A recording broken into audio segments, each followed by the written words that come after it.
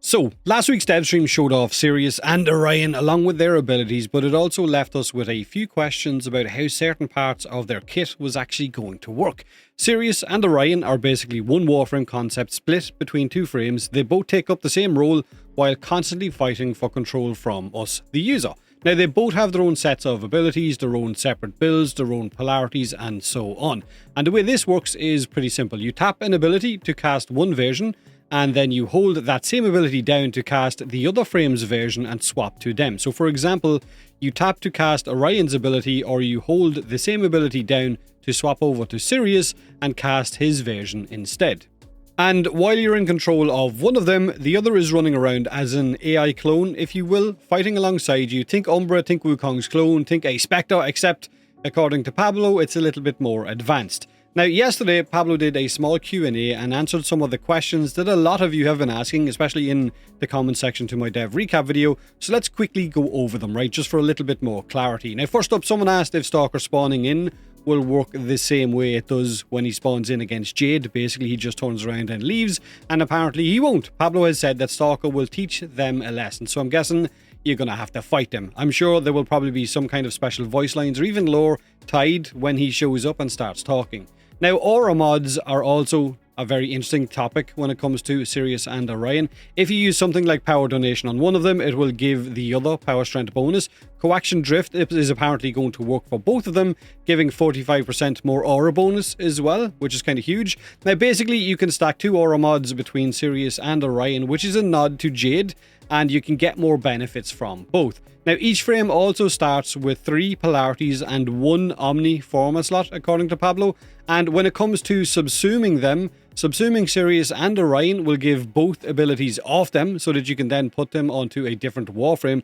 But when it comes to adding a different Warframe ability onto Sirius or Orion, like Roar, Nourish, and so on, you can only infuse that ability onto the primary frame. Now, the primary frame apparently is the one that you chose at the end of the Jade Shadows quest, whichever name it is. The name that none of us can fucking remember which one we picked, but you will be able to switch which name it is or which one of your primary is once per day. So basically, if you want to put Roar, Nourish, or anything onto Orion, you can maybe do that if Orion is your current primary frame, but if you want to then put a different ability onto Sirius, you will need to switch and make Sirius your primary frame instead. And again, you can only do this once a day. So on the day that you get them, or the day that they get released, and that you then level them, you can probably add abilities to the primary frame's configurations first. And then since you're allowed to switch once a day, you could switch maybe on the first day and put some abilities onto the new primary that day as well. After that, you'll have to wait until the next day if you want to swap again or add any different abilities. Now, Pablo also confirmed that if you Helminth infuse an ability onto them, you can still hold that ability down to swap between frames. So if you have Roar, again, Nourish or Gloom or whatever effect you're putting on, you can still hold it down and it will switch to the other frame. Now, another question was about Transference. When you switch to your operator, will both Sirius and Orion still be active running around at the same time killing enemies? And the answer is no. The one that you were controlling at the time of using Transference will just stop dead, like Warframes do, but the other one will stay active running around shooting. Radiation effects or status effects when they proc on us is also going to mean that the other version, the clone version, if you're using Sirius, then Orion, the AI running around, will start trying to kill you. I'm guessing that's what Pablo means, which is great. It means get ready to be one-tapped by your clone. Now, Pablo has also said that currently on the dev build, the AI version can't carry mobile defense keys. So if you pick up a mobile defense key with, say, Sirius, and then you swap to Orion and have the Sirius AI keeping hold of it, the AI frame will basically just drop the key and you end up having to pick it up again. But they are trying to fix that, but apparently it's quite a complicated fix. Now, you can, however, summon an Archgun on one of the frames and then swap to the other, and the one with the Archgun will start running around using it instead. So I can't wait to see what that's going to look like. There is also a small window of invulnerability whenever you switch between both frames, so a little bit of added survivability, or I guess an oh shit button, just hold an ability down and you get an extra kind of shield gate, if you will. I'm curious what will happen if one of the frames is really low on health and then you quickly switch to the other one. Will the other one start slowly healing if it has, I guess, some kind of healing buff on it at any given time? I'm sure it probably will.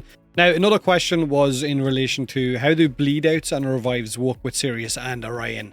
Originally, Pablo said they tried separate Bleedouts, so if Orion died, you could revive him as Sirius, but it was super messy and also very distracting to keep track of the health of the other frame, so it is normalized now. So if you die, right? You basically just have to be revived. The other one can't do it for you, the same way you would with any other Warframe. And finally, there was a question about Arcane Camisado and if it actually works, which Pablo said it doesn't because neither of them are actual summons, or different, I guess, frames. But that's pretty much everything Pablo confirmed during his mini Q&A yesterday. It at least gives us a much better idea of what to expect when Sirius and Orion arrive into Warframe on 17th of June. Now, later this week, all things going well, I will hopefully be sitting down with Rebecca for a quick chat about everything Warframe update related. So if you have any questions about the Jade Shadows Constellation update or Sirius and Orion, let me know in the comment section below, and I will try my best to ask them if I get enough questions. Have a great day either way. Have a great week, and as always, thanks for watching.